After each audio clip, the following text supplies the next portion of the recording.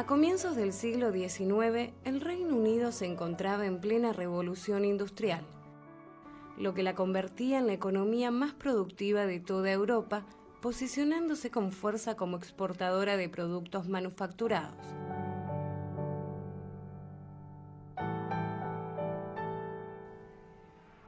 Tras el rotundo fracaso militar que significó para Francia y España la batalla de Trafalgar, el 21 de octubre de 1805, Napoleón Bonaparte optó por la estrategia de la guerra económica, bloqueando el contacto con sus colonias y el resto de los países europeos.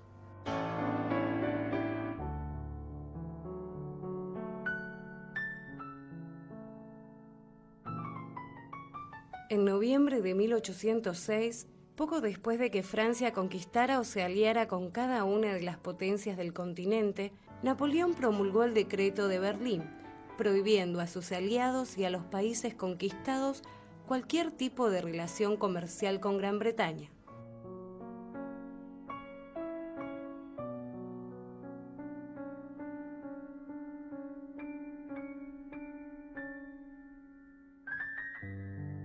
Esta medida volvió a alentar las necesidades del Reino Unido de consolidar y asegurar sus intereses en el Nuevo Mundo.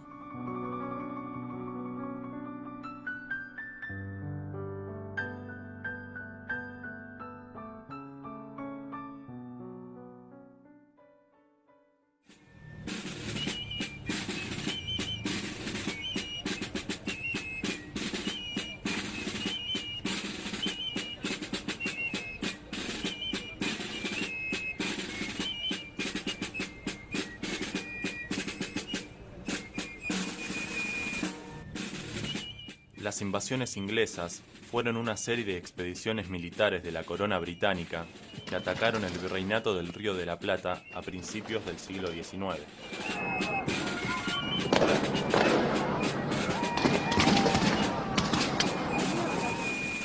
Se distinguen dos invasiones. La primera invasión inglesa, en la que las tropas británicas ocuparon la ciudad de Buenos Aires, capital del virreinato del Río de la Plata, para ser vencidas 45 días después por un ejército proveniente de Montevideo, comandado por Santiago de Liniers, al que se le sumaron milicias populares porteñas en un proceso conocido como la Reconquista.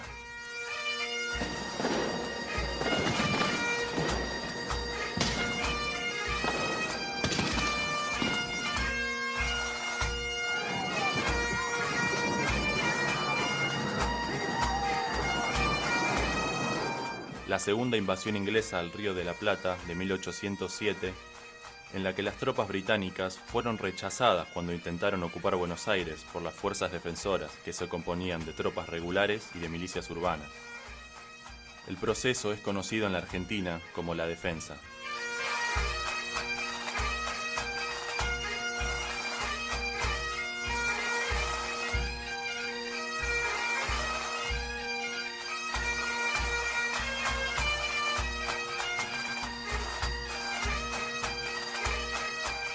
Paralelamente, estos motivos convierten a las invasiones inglesas en uno de los catalizadores de la causa emancipadora de la Argentina y gran parte de Hispanoamérica.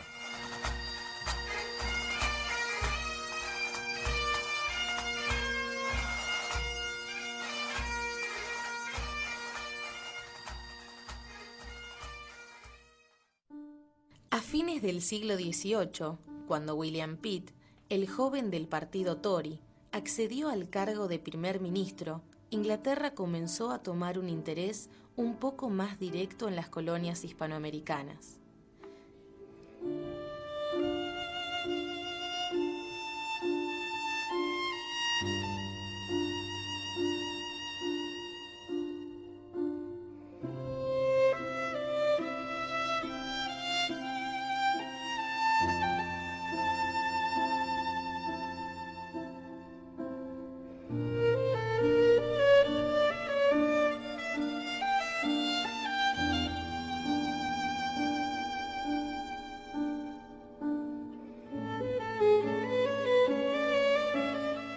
La presencia en Londres del venezolano Francisco de Miranda, quien había recorrido varios países de Europa abogando por la emancipación sudamericana.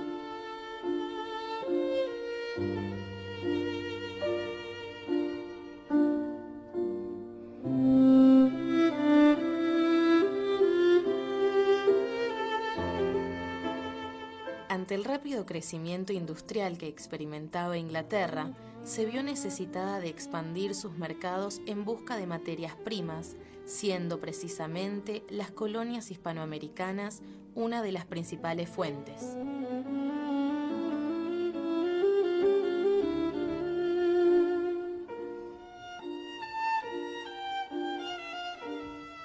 El Tratado de Versalles, de 1783, que puso fin a la guerra por la independencia norteamericana, en la cual habían apoyado España y Francia, creó un cierto resentimiento que alentaba ideas de venganza, como invadir posesiones españolas en Sudamérica, aunque el rey George III rechazaba estas ideas. El firme interés que mostró Henry Dundas, tesorero de la Armada del Gobierno y valioso sostén de la administración Pitt, quien elaboró un memorándum secreto que proponía expediciones a Hispanoamérica, especialmente Buenos Aires.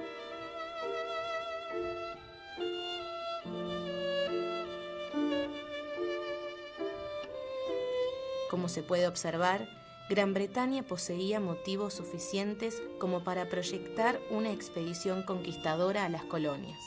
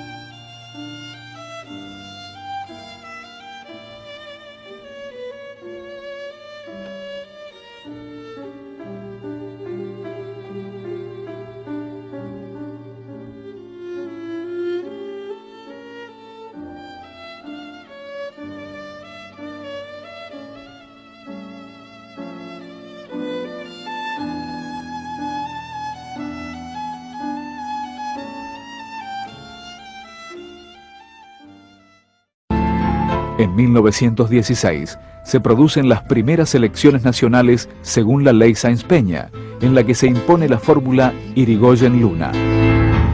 Los conservadores, que no habían podido llegar a un acuerdo de unidad para las elecciones, sí lo logran en el colegio electoral. Esto dejaba a Irigoyen en una situación de debilidad política, sin mayoría en el Parlamento y con muchas provincias en manos de la oposición conservadora, que controla también la Corte Suprema de Justicia y los grandes diarios. Si bien Irigoyen a partir del año 18 ya tuvo mayoría en la Cámara de Diputados, durante su primer mandato no pudo tener nunca la mayoría en la Cámara de Senadores, lo cual puede explicar, pero no justificar la serie intensa de intervenciones federales que realizó Irigoyen sobre las provincias argentinas a partir de 1916. Con el radicalismo llegan al gobierno los nuevos sectores sociales, las clases medias, los hijos de los inmigrantes y también algunos miembros de la élite que querían garantizar que el partido de Alem no se apartara de lo que para ellos eran los cursos normales y aceptables. Junto a los apellidos desconocidos que sonaban a inmigrantes, estaban los Alvear, los Aguier, los Pueyrredón. Irigoyen elige una palabra muy significativa para definir las intenciones de su gobierno: reparación. La reparación implicaba poner fin a las arbitrariedades electorales del régimen y a las prácticas administrativas corruptas. Pero reparación significaba también corregir el sistema, no modificarlo. En 1917, con Mi Noche Triste de Pascual Contursi, nace el tango canción, que tendrá a Carlos Gardel como su mayor exponente. Carlitos paseará el tango por el mundo y lo pondrá de moda en París. Recién entonces, los oligarcas argentinos lo aceptan y lo bailan en sus salones. El radicalismo en el gobierno emprende una política democratizadora que se manifiesta en diferentes sectores.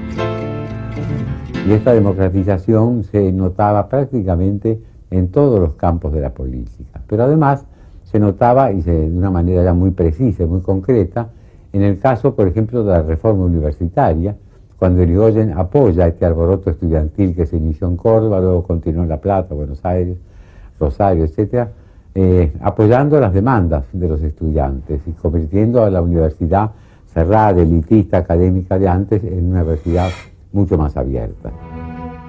Los jóvenes estudiantes de Córdoba inician una protesta en 1918. Reclaman una profunda reforma universitaria que ponga fin al predominio conservador en las casas de altos estudios, que impedía el acceso de los nuevos sectores medios a los estudios superiores. Los estudiantes piden el cogobierno, la autonomía, la renuncia de los profesores reaccionarios, la renovación de los planes de estudio, la libertad de cátedra y la vinculación de la universidad con los problemas nacionales. La proclama de los estudiantes de Córdoba recorre el mundo dando un sano ejemplo de renovación de las anquilosadas estructuras educativas. El gobierno de Irigoyen transforma en ley universitaria las demandas de los estudiantes. Y también se diferencia de los regímenes anteriores en el sentido de que da una cierta mayor injerencia al Estado en la vida económica del país. Por ejemplo, Irigoyen crea YPF para que sea la que en su pensamiento monopolizara la extracción y la comercialización del petróleo, crea una pequeña marina mercante e interviene incluso en casos como las leyes de alquileres o las leyes del azúcar de una manera directa en el mercado. Es decir, que en eso se diferencia, pero de todos modos, repito, la Argentina siguió siendo, antes y después de 1916, el mismo país, un país basado fundamentalmente en su prosperidad, en las grandes cosechas y los grandes envíos de carne, con socios privilegiados, entre los cuales el primero era indudablemente Gran Bretaña. Irigoyen mantiene la neutralidad y traza una política exterior con ciertos rasgos de autonomía en la medida en que ésta no afecte la relación con Gran Bretaña. La delegación argentina ante la Sociedad de las Naciones plantea la igualdad de derechos de todos los países y la libertad de navegación en los mares. Al no ser escuchadas las propuestas, la Argentina se retira de este organismo. Irigoyen condena la política intervencionista de los Estados Unidos en Centroamérica y apoya la resistencia de Sandino en Nicaragua. El presidente norteamericano Hoover será recibido fríamente durante su visita a la Argentina por el gobierno radical. El mejoramiento de la situación económica permite al gobierno iniciar una política de ampliación del empleo en la administración pública. Esta política de expansión del gasto público genera conflictos dentro y fuera del partido, pero amplía su base social. En la constitución de esta identidad política radical tuvo mucho que ver el hecho de que Irigoyen fuera presidente y de que los recursos del Estado se usaran para esto. De modo que la formación de una fuerza política nueva, aprovechando el uso de los recursos del Estado, nos muestra una faceta del radicalismo que lo acerca tanto al roquismo como al peronismo.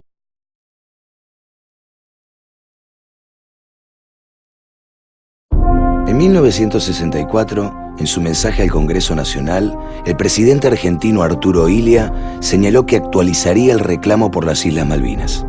El 8 de septiembre se reuniría en Naciones Unidas el Comité de Descolonización y los representantes argentinos estaban instruidos para llevar adelante las negociaciones diplomáticas. Las sesiones comenzaron con una polémica sobre la denominación de las islas, ya que en todos los documentos se las nombraba solamente como Falklands. El embajador argentino, Lucio García del Solar, sorprendiendo a los representantes británicos, consiguió que se incluyera la nomenclatura Islas Malvinas en toda documentación escrita a partir de ese momento.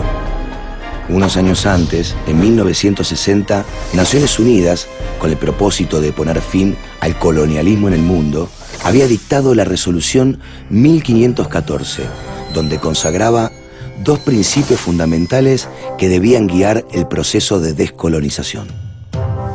Uno, el de libre determinación, por el cual todos los pueblos tienen derecho a fijar su propia condición política. Y dos, el de integridad territorial, que condena todo intento de quebrantar total o parcialmente el territorio de un país.